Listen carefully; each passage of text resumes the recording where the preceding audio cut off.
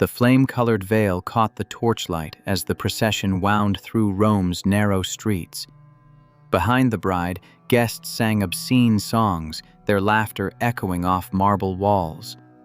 She walked toward her new husband's house, toward a threshold she would cross, toward a bedroom where ancient gods waited.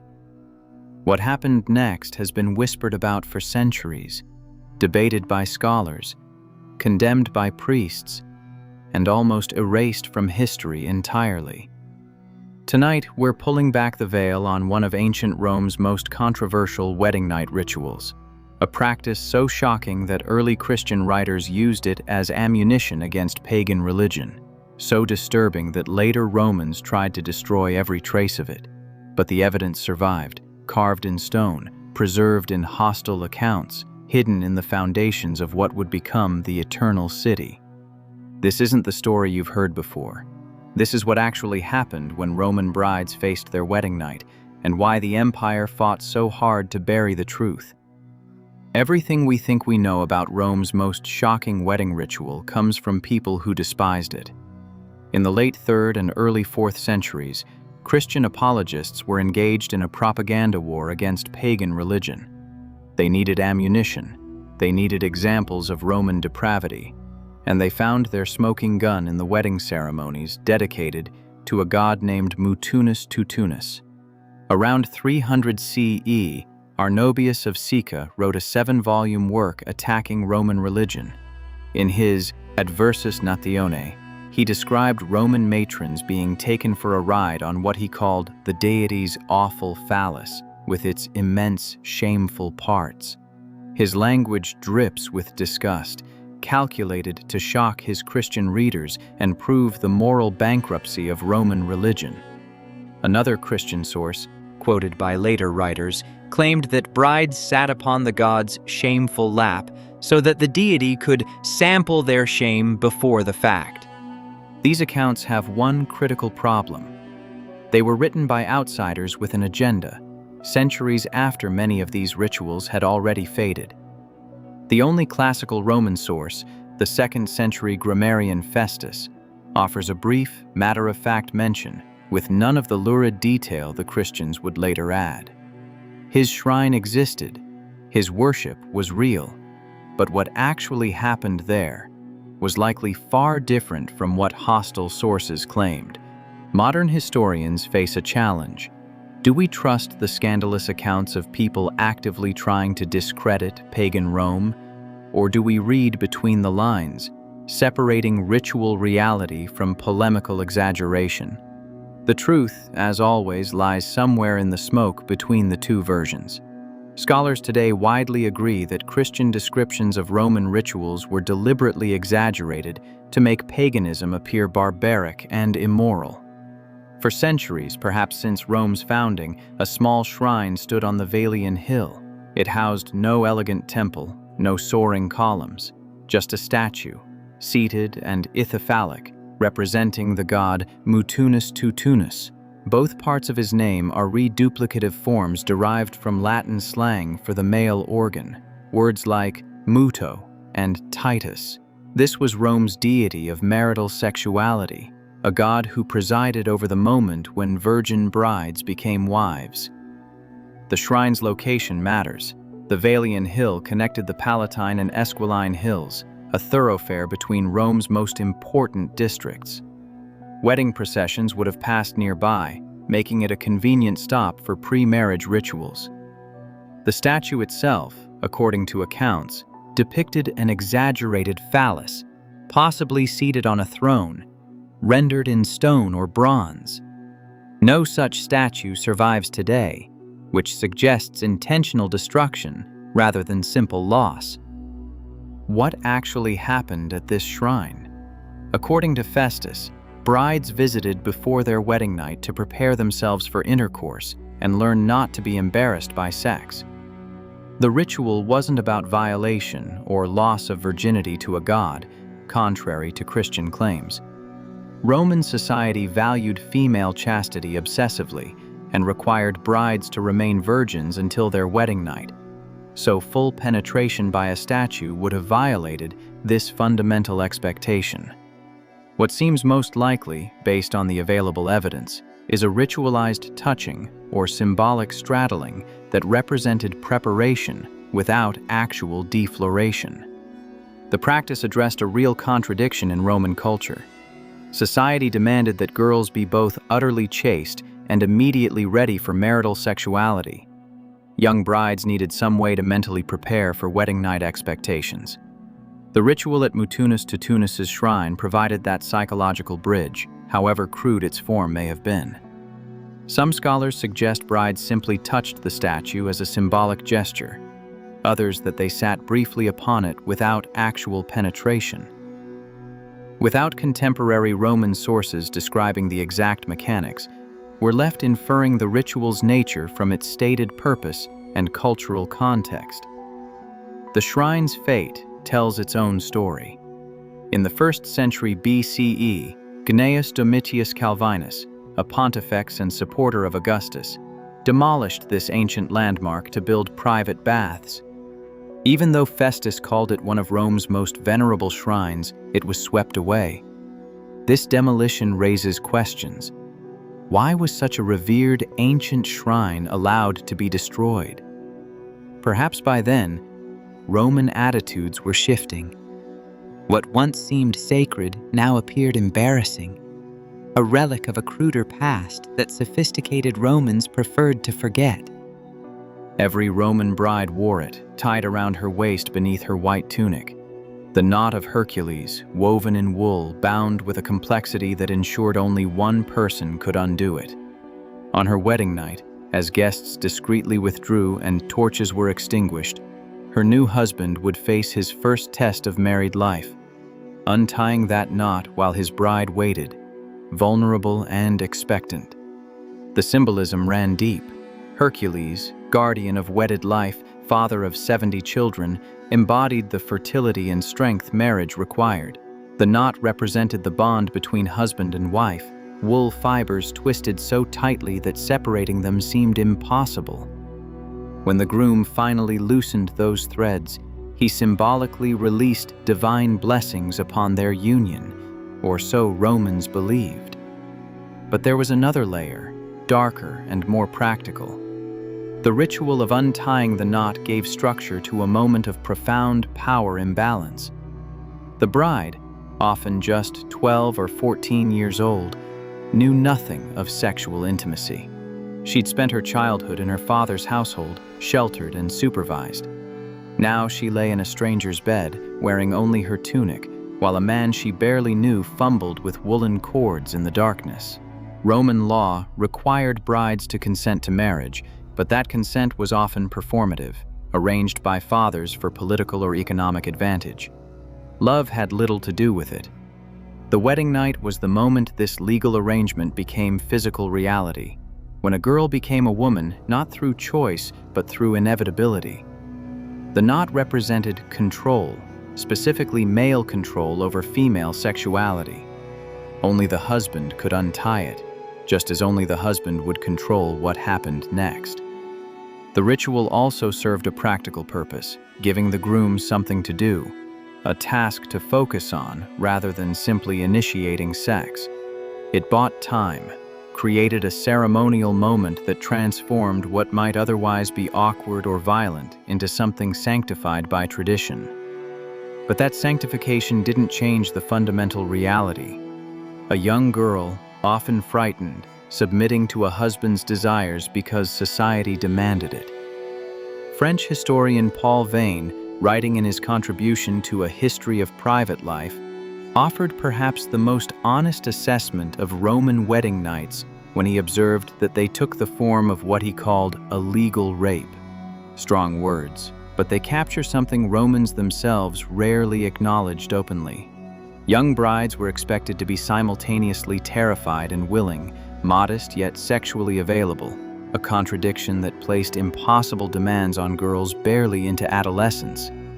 Roman men, particularly those of the upper classes, gained their sexual experience with slaves and prostitutes. They were accustomed to taking what they wanted, without concern for a partner's pleasure or comfort. Marriage didn't suddenly transform these habits. The wedding night often represented a husband's first attempt at what Romans would consider legitimate intercourse, but his approach differed little from how he'd treated his property. The bride's feelings, her fear, her pain, these were irrelevant details in the larger transaction of marriage. Some Roman authors acknowledged this dynamic obliquely. Plutarch mentioned that brides needed to be carried over the threshold because they were reluctant to enter their new homes, a custom that allegedly commemorated the rape of the Sabine women. The comparison was telling. Romans mythologized their founding on kidnapping and forced marriage, then ritualized that violence into wedding traditions. The message to brides was clear.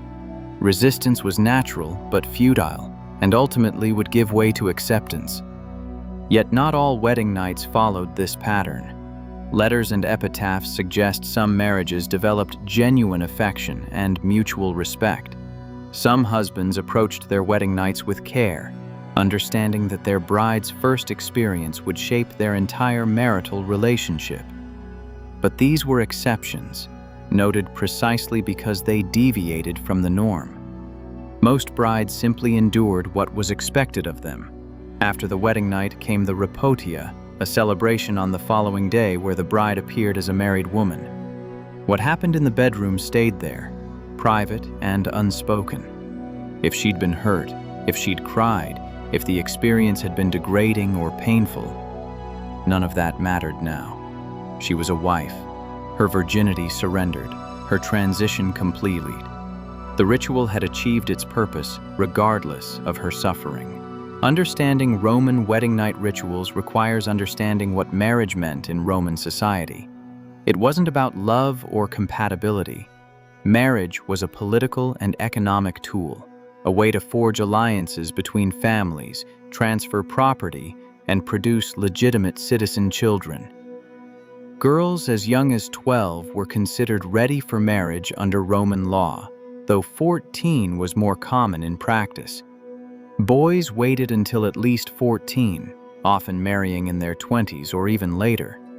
This age gap ensured husbands entered marriage with more power, more experience, and more control.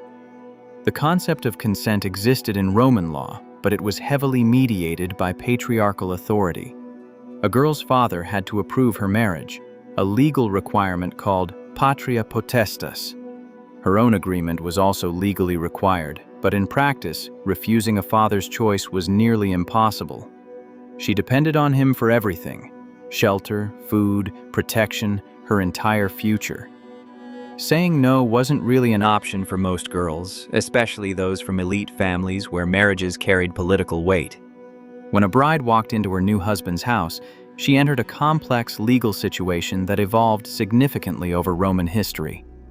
In the earliest periods, a form called manus marriage transferred a woman from her father's control directly to her husband's. However, by the 1st century BCE, this form had largely died out.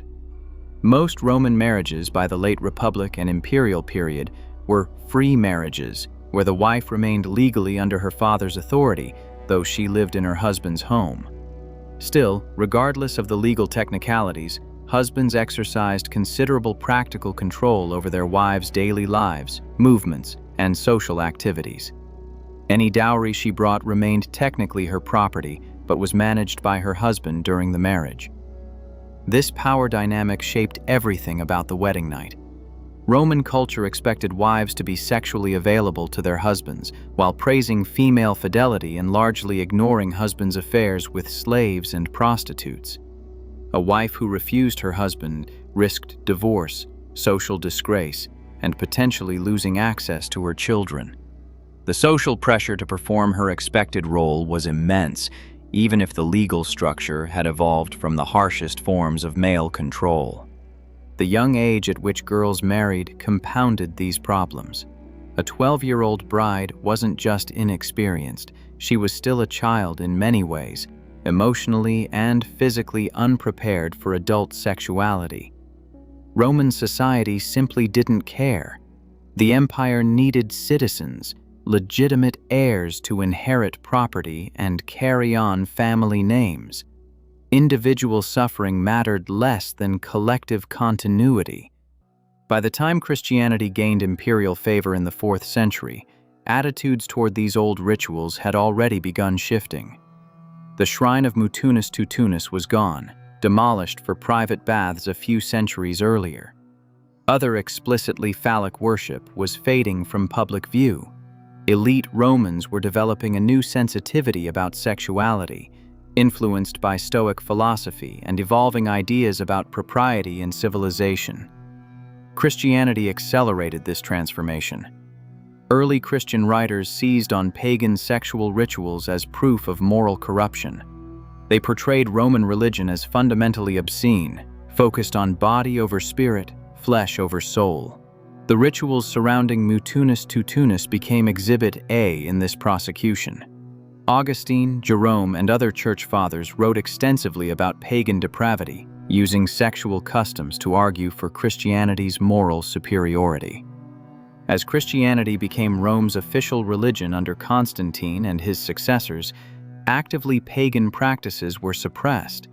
Temples were closed or converted to churches. Statues of gods were destroyed or defaced. The old rituals simply stopped being performed, at least openly.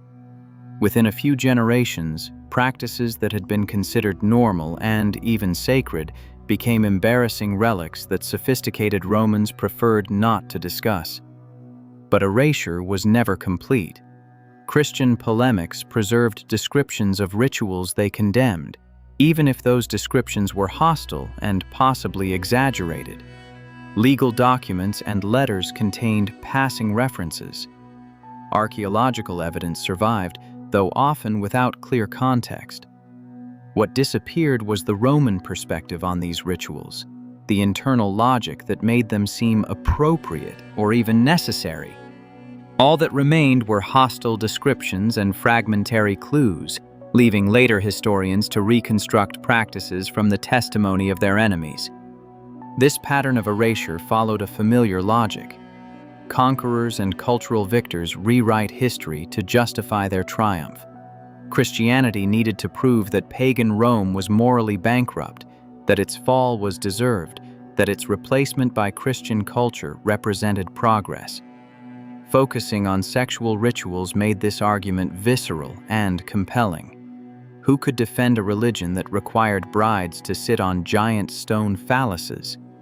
Centuries later, medieval writers confused Roman wedding rituals with an entirely different legend.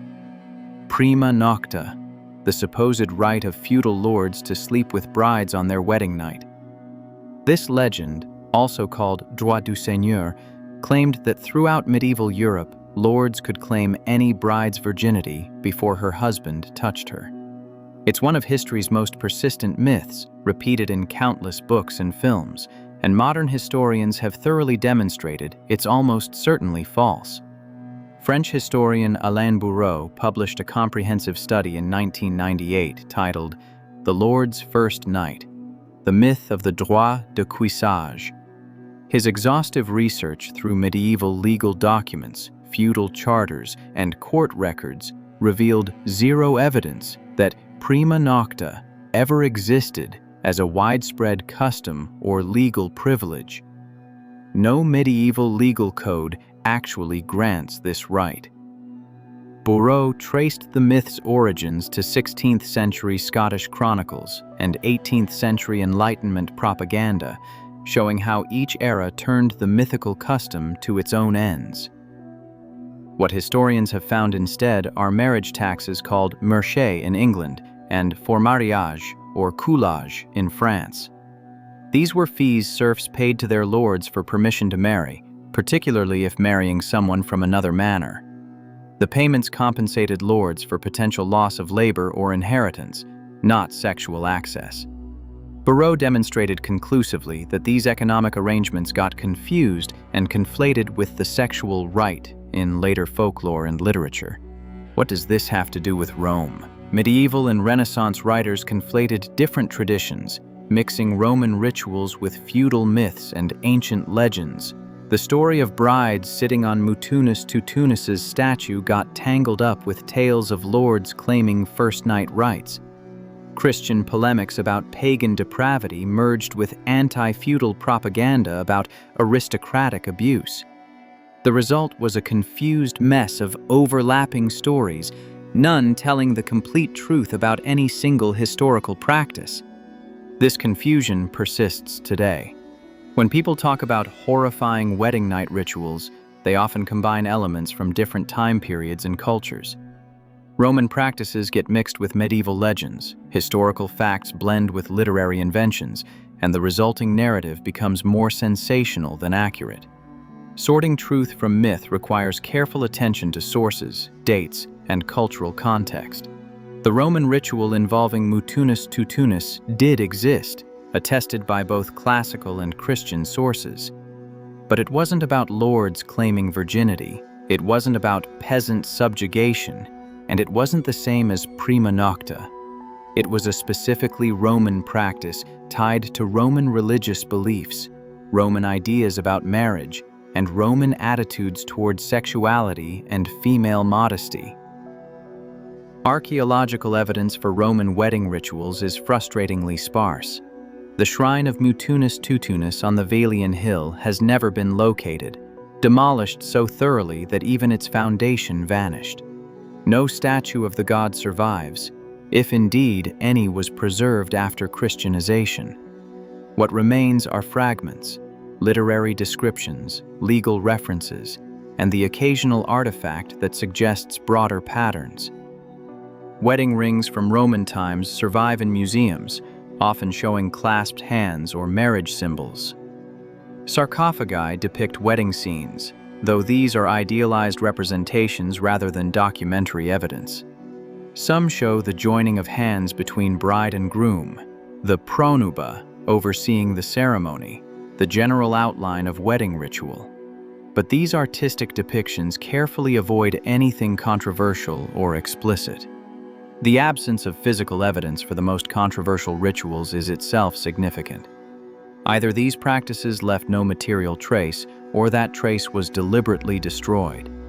Given that Romans carved phalluses on buildings, amulets, and public monuments for protection against the evil eye, the complete absence of any surviving statue of Mutunus Tutunus strongly suggests intentional erasure. Phallic imagery was common in Roman culture, yet this specific shrine disappeared without a trace. What archaeology does confirm is the general outline of Roman wedding customs. The importance of the bride's dress and veil, the role of witnesses, the procession to the groom's house, the threshold ritual. These elements appear in multiple sources and occasionally in physical evidence. They provide context for understanding more controversial practices, even when direct evidence is lacking. The archaeological silence forces historians to rely heavily on textual sources, which brings us back to the problem of bias. Christian writers preserved descriptions of pagan rituals, but their accounts are shaped by rhetorical goals rather than historical accuracy. Classical Roman sources mention these practices only briefly, treating them as so commonplace they need little explanation. We're left trying to reconstruct intimate rituals from fragmentary, hostile, or laconic references, always aware that the full truth may remain forever beyond our grasp. How should we understand these Roman wedding night rituals today? Modern sensibilities recoil from child marriage, arranged unions, and the power imbalances that structured Roman family life. By contemporary standards, a 14-year-old bride and her 30-year-old husband represent something closer to abuse than marriage. The lack of meaningful consent, the expectation of female submission, the husband's absolute authority, all of this violates modern ethical standards. Yet historians must be careful about imposing present-day values on past societies. Romans didn't think of themselves as monsters or their practices as horrifying. They believed they were upholding proper order, ensuring family continuity, and honoring the gods. The rituals surrounding marriage, including the controversial ones, served social purposes within their cultural context. Understanding doesn't require approval, but it does require recognizing that different societies organized intimacy power, and family differently. The ritual involving Mutunus Tutunus, whatever its actual details, addressed a real problem in Roman society: how to transition young girls from protected virgins to sexually active wives. Roman culture created this problem through its combination of obsessive concern for female chastity and equally obsessive concern for producing legitimate heirs. Young brides needed some way to mentally prepare for wedding night expectations. The ritual provided that, however crude its form. That said, recognizing historical context doesn't erase harm. Roman girls who married at 12 or 14 weren't just following different cultural norms. They were experiencing real fear, real pain, real trauma. The wedding night rituals might have helped some brides cope with that transition, but they didn't make the transition itself any less frightening or the power imbalance any less stark. Historical understanding must balance cultural relativism with acknowledgement of suffering. Modern scholarship on Roman sexuality has become more nuanced, moving beyond simple condemnation or exoticization. Historians now recognize the complexity of ancient attitudes, the gap between legal ideals and lived reality, and the ways individuals navigated social expectations. Some Roman marriages were genuinely affectionate. Some wedding nights were probably consensual and even pleasant. But the structural problems remained: child marriage, arranged unions, and profound gender inequality shaped every Roman bride's experience. The question of why Rome tried to erase these rituals has multiple answers. Changing philosophical attitudes, Christian influence, and evolving ideas about civilization all played roles. But perhaps the simplest answer is that Romans themselves came to see these practices as embarrassing, relics of a cruder past that sophisticated people preferred to forget. The erasure wasn't just Christian propaganda. It was Romans themselves distancing their present from their past. Stand in Rome today, and you can still trace the ancient wedding route. The Velian Hill where Mutunus Tutunus once waited is gone, leveled long ago, and built over repeatedly. But nearby streets remember processions of brides in flame-colored veils, torchbearers lighting the way, guests singing obscene songs to ward off evil spirits. The stones know what happened here, even if the details have blurred with time. What Rome tried to erase wasn't just rituals, but the uncomfortable truths those rituals revealed about power, gender, and the price paid by women in patriarchal societies. The wedding night wasn't just about sex. It was about control, about marking a transition from one man's authority to another's, about transforming girls into wives whether they were ready or not. The controversy over these rituals reflects broader tensions about how we understand the past. Do we celebrate Rome's achievements while glossing over its cruelties? Do we condemn ancient practices from our modern moral high ground? Or do we try to understand both the cultural logic that made these rituals seem appropriate and the human costs they extracted? The truth is that Rome, like every complex civilization, contained multitudes. It produced magnificent art, sophisticated law, and philosophical insights that still resonate today. It also built its prosperity on slavery, subjugated women to male authority, and treated children as property to be married off for political advantage. Both aspects were real. Neither cancels out the other. The wedding night rituals involving Mutunus Tutunus, the Hercules knot, and all the customs surrounding Roman marriage reveal a society grappling with fundamental human questions: how to organize families, how to transfer power and property between generations, how to manage sexuality within social structures. Their answers seem harsh to us now, but they weren't mindless cruelty. They were attempts to solve real problems using the cultural tools available.